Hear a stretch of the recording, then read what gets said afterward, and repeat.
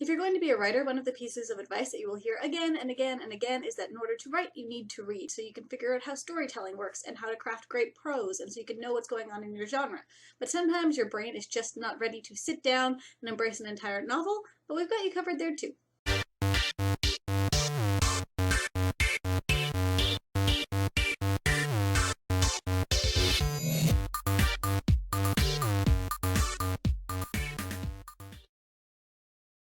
Hey word nerds, happy Tuesday. I hope you're all doing amazing. So for today's reading recommendations, I wanted to do something a little bit different.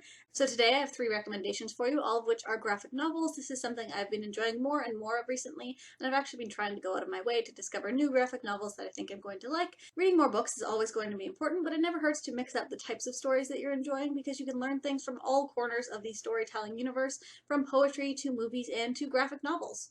Now, fair warning, all 3 of these recommendations are a little bit more adult than what we usually talk about here on this channel in terms of YA stuff. There's definitely some swearing and some graphic content. There's still a lot to really enjoy, but if that kind of stuff bugs you, I would steer clear of these graphic novels and maybe look for some other ones. Okay, first up we have Nimona by Noelle Stevenson. This is a standalone story, so you will get the complete journey of these characters in this one complete volume.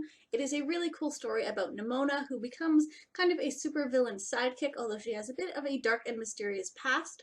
I don't want to give too much away about the plot because graphic novels can move kind of quickly, and if I tell you too much, I'm all of a sudden just halfway through the story.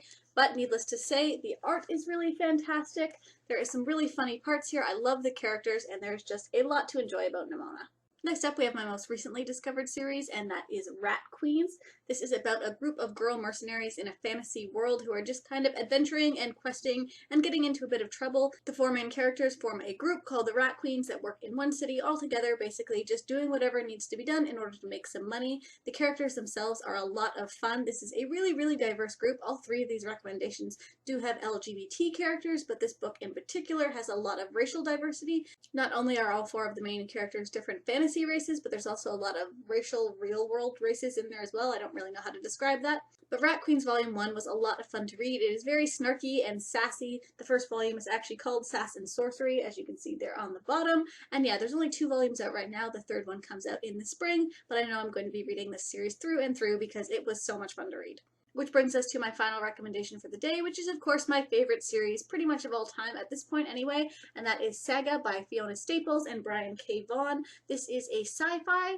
The story is narrated by a girl named Hazel, but it's actually all about her parents right when Hazel is first born. Her mother and father are members of 2 different warring alien species whose planets have been at each other's throats for ages, so there's all sorts of intergalactic politics and different really dynamic characters that you fall in love with right away. I really don't want to tell you that much because you just need to read it and enjoy it because there is so much going on in this series with these characters. There are 5 volumes out now. The next one comes out either in the spring or very early in the summer, so there's lots to look forward to already. And yeah, graphic novels are very much a different reading experience from what you might be used to with regular novels, but they're still so much fun and there's a lot to enjoy, so I'd highly recommend checking out either one of these or another one that strikes your fancy because there are so many out there. There's a lot of great stories to enjoy and you should jump right in. So that's it for me today. I will see you all next time.